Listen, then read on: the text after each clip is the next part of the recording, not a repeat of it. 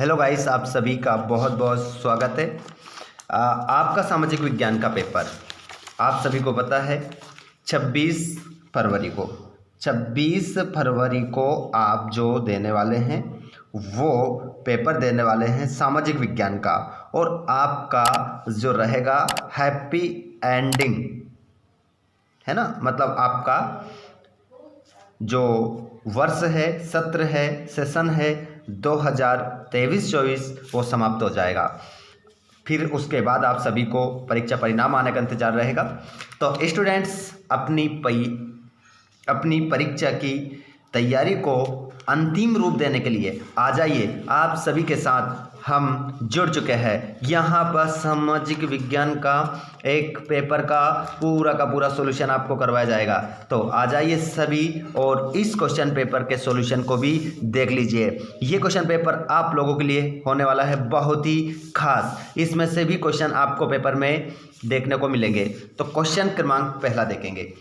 सभी स्टूडेंट्स जुड़ जाएंगे। जो नहीं जुड़े हैं अपने दोस्तों को शेयर कर दीजिए और चैनल को सब्सक्राइब कर लीजिए, ताकि इसी प्रकार आगे भी आपको वीडियो मिलते रहेंगे। हमारे सभी स्टूडेंट्स जितने भी कक्षा 10वीं में हैं, आप इस वीडियो को कहाँ से देख रहे हैं, आपका जो सेंटर लगा है वो कहाँ पर लगा है, कमेंट बॉक्स में ज़रूर बताइएगा। चलिए तो स्टूडेंट्स स्टार्ट करते हैं पहले प्रश्न से। सही विकल्प चुनकर लिखिए। देखिए, निम्नलिखित में से उपभोक्ता आधारित उद्योग है, तो उपभोक्ता पर आधारित जो उद्योग है वो कौन सा है? चीनी उद्योग। चीनी उद्योग आपका सही उत्तर होगा। और भारत का प्रमुख परिवहन साधन है, तो भारत का प्रमुख परिवहन साधन जो है उसका नाम है सड़क परिवहन। क्या लगाएंगे? सड़क परिवहन।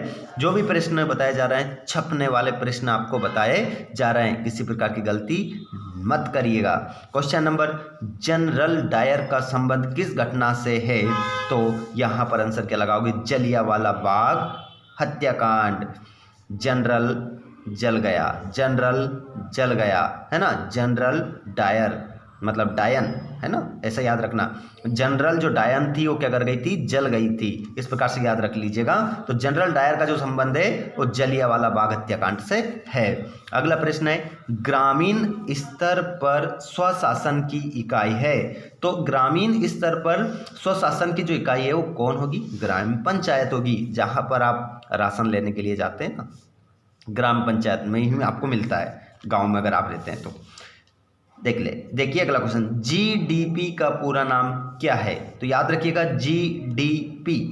जीडीपी का पूरा नाम क्या है? तो इसका नाम होगा सकल घरेलू उत्पाद, आपका आंसर होगा। अगला प्रश्न, सामान्यतः किसी देश का विकास किस आधार पर निर्धारित किया जाता है? मतलब प्रति व्यक्ति आय पर, औसत साक्षरता स्तर पर, स्वास्थ्य पर। तो ये तीनों चीजें अगर अच्छी रहेंगी, ठीक है, तो उपरोक्त सभी आपका आंसर रहेगा। किसी देश का विकास उसके आधार पर निर्धारित किया जा सकता है। तो स्टूडेंट्स यहाँ पर आप देखेंगे अब पेपर अगले पेपर में आप अगला क्वेश्चन में आप क्या देखेंगे? इसमें देखने वाले हैं आप रिक्त स्थान, लेकिन उससे पहले इंग्लिश मीडियम वाले बच्चे अपने आंसर राइट लगा लीजिएगा इसी के आधार पर। प्रश्न नंबर आपका 2 है। प्रश्न नंबर 2 है जिसमें आपको रिक्त स्थान की पूर्ति करना है। ग्राम स्वराज की अवधारणा की देन है, तो आंसर हो जाएगा ग्राम स्वराज की जो अवधारणा देन है वो है महात्मा गांधी की। इसमें महात्मा गांधी आपका सही उत्तर हो जाएगा।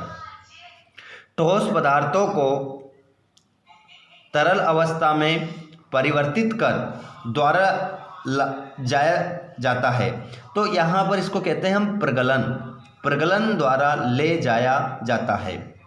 और भारत छोड़ो आंदोलन में शुरू हुआ था, तो ये हुआ था 1942 आपका सही उत्तर इसमें लिखेंगे।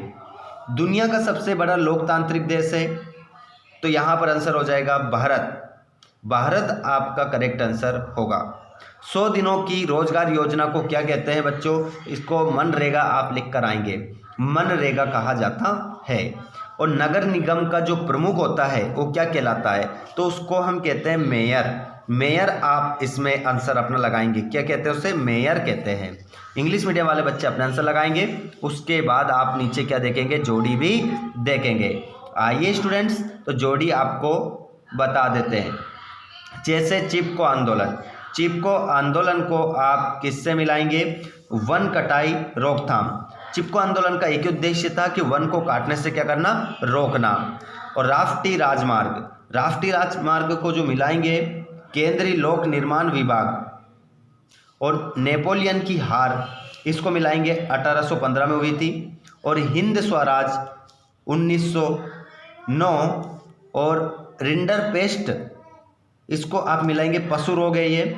और सूचना का अधिकार 2005, इसका आंसर आप लगाएंगे। उसके बाद इंग्लिश मीडियम वाले अपनी जोड़ी देख लेंगे। और यहाँ पर हम पेज को इधर टर्न करेंगे और देखेंगे तो सत्यापत्य हमारी स्क्रीन पर हमें देखने को मिलेंगे। जल एक नवीकरण संसाधन है, तो जल एक नवीकरण संसाधन है। सत्य, सत्य आपका आंसर होगा। कृषि तथा उद्योग एक दूसरे के क्या है? पूरक हैं, तो इसका आंसर भी क्या लगा देंगे? सत्य लगा देंगे। लाल टोपी तिरंगा और कलगी स्वतंत्रता और स्वतंत्र गणतंत्र के चिन्ह थे, तो इसका बिल्कुल आंसर आपका क्या हो जाएगा? सत्य। यहाँ पर जो निशान लगे हैं सत्य की ओर संकेत कर रहे हैं, तो आपको क्या लिखना पड़ेगा? सत्य लिखना पड़ेगा, है ना। ऐसा निशान लगाकर आपको नहीं आना है। और भारत में पहली कपड़ा मिल 1854 में मुंबई में लगाई गई, तो इसका आंसर भी आपका सत्य हो जाएगा।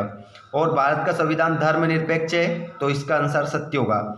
और लोकतंत्र में नागरिकों को अपना प्रतिनिधि चुनने का अवसर नहीं मिलता है, तो इसका आंसर आपका असत्य हो जाएगा। जिसके बाद हम देखें, जैसे ही हम देखते हैं प्रश्न नंबर 5, प्रश्न नंबर 5 देखते हैं, तो इसमें एक वाक्य एक शब्द में उत्तर देना है। जैसे स्प्रिंग जेनी का आविष्कार किसने किया? तो इसका आंसर क्या हो जाएगा? जेम्स हरग्रीव्स आपका आंसर इसमें रहेगा।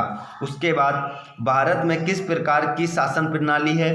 तो लोकतांत्रिक, क्या आंसर हो जाएगा? लोकतांत्रिक प्रणाली है। और राष्ट्रीय महिला आयोग का कार्यकाल कहाँ स्थित है? तो राष्ट्रीय महिला आयोग का जो कार्यालय है ना, सॉरी माफ कीजिएगा, कार्यालय कहाँ स्थित है? तो आपका आंसर दिल्ली होगा। दिल्ली में आप आंसर सही लगाएंगे। कपड़ा उद्योग किस क्षेत्र में आता है?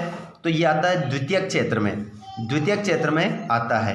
भारत में करेंसी नोट कौन जारी करता है? तो रिजर्व बैंक ऑफ इंडिया, जिसे हम RBI कहते हैं।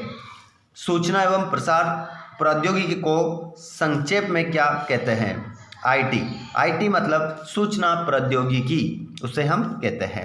जिसके बाद में बच्चों आप देखेंगे यहाँ पर इंग्लिश मीडियम वाले, उसके बाद में यहाँ पर आप 2-2 नंबर के प्रश्न स्क्रीन पर देख पा रहे हैं, ठीक है। इन प्रश्नों के अलावा अगर आपने नहीं पढ़ा कुछ भी, तो आपको कुछ और पढ़ने की आवश्यकता नहीं, क्योंकि यही क्वेश्चन आपके पेपर में आपको देखने को मिलने वाले हैं।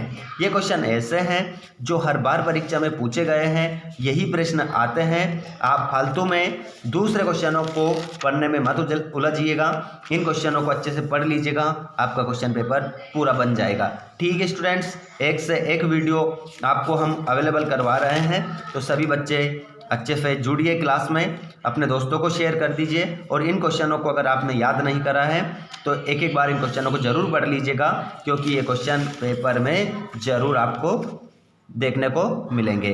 तो ये हुआ हमारा 23 तक क्वेश्चन पेपर का सॉल्यूशन। अब वीडियो अच्छा लगा हो तो लाइक जरूर कर दीजिएगा, अपने दोस्तों को शेयर कर दीजिएगा, और आप चाहते हैं कि आगे वीडियो आपको मिले तो चैनल को सब्सक्राइब जरूर करिएगा। धन्यवाद, थैंक्स फॉर वॉचिंग, जय हिंद।